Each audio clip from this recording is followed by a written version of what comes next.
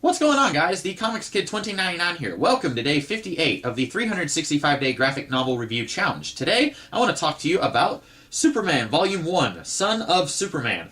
This is part of DC's recent Rebirth initiative, which is kind of a reboot, kind of a relaunch of the DC Universe, a soft reboot, if you will. And this collects the first 6 issues of the Superman series, co-written by Peter Tomasi and Patrick Gleason, with art by Gleason, Doug Monk, and Jorge Jimenez. And there will be spoilers in this video, so if you haven't read this book and you're interested in doing it, please turn this video off right now. So this is the story of the post-Crisis on Infinite Earths pre-Flashpoint Superman. He and his wife Lois, they somehow escaped the destruction slash reinvention of their world that created the New 52 DC Universe. They somehow escaped the changes that were made to their world, and they made it to the New 52 world, where they have a son, John Kent, and he's about 8 or 9 years old, and they have been living on the New 52 world for some time in secret. And this is the story of them trying to make a new life for themselves on this new world that is similar to their old world, but is also a little bit different. And this is very different from the Green Arrow Rebirth book that I talked about yesterday, because that book is pretty much just a brand new, fresh start for Green Arrow. Anyone who has heard of Green Arrow, knows just a little bit about Green Arrow, they can jump right into that book. It uses a lot of different elements of previous versions of Green Arrow,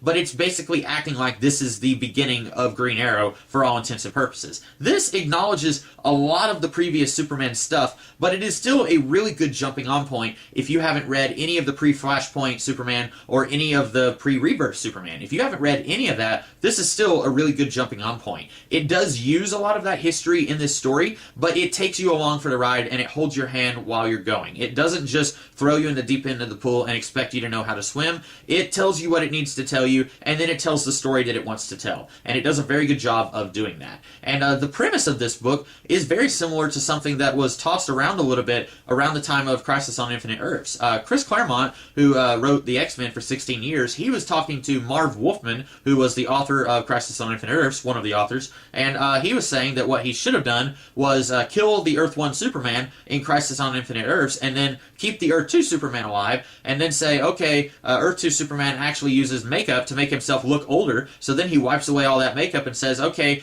I'm going to be the new Superman since the Earth 1 Superman is dead. And then instead of doing John Byrne's Man of Steel reboot after Crisis on Infinite Earths, which was basically just the adventures of a brand new Superman who hadn't been fighting crime before, instead of doing that, we would have the Earth 2 Superman who had 40 years of superheroing experience under his belt, and he would be active in this new world that was just getting around to having superheroes for the first time. And that is a very interesting concept for a series that is kind of sort of adapted for this book. Although instead of an older Superman who has years and years of experience under his belt, it's Superman and his family coming to this world. And there's still a little bit of people are like, okay, you're Superman, but you're not the Superman that we knew. Because apparently sometime before DC Rebirth, the New 52 Superman, who is a different character than the Superman we have here, he died somehow. And we get a little bit of that explained to us here, but I haven't really been reading very much of the New 52 Superman. In fact, I stopped after the initial storyline from Action Comics and Adjectiveless Superman, but so I don't really know any of the events of what happened to the New 52 Superman other than he died. And I don't really know the status quo of the Superman books in Rebirth. We do have mentions of Superman, the New 52 Superman's cousin, Supergirl.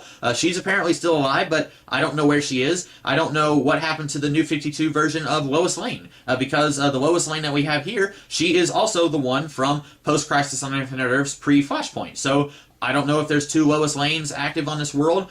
There is one point where this Lois Lane, she's getting mail from someone named L. Lane, so maybe that's Lois Lane, maybe that's Lucy Lane, I don't know. But we don't really know what's going on with the Flashpoint New 52 Lois Lane, but then we don't know where Jimmy Olsen is. But this is not the adventures of Clark Kent working at the Daily Planet with the supporting characters that you are used to. This is a new status quo for Superman.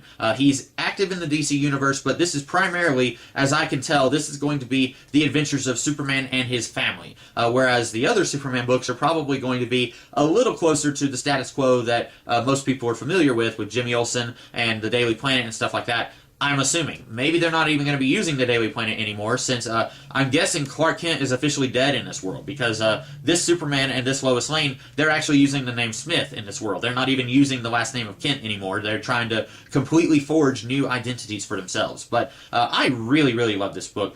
This is the first time that I felt like I'm actually reading a Superman book in a really long time.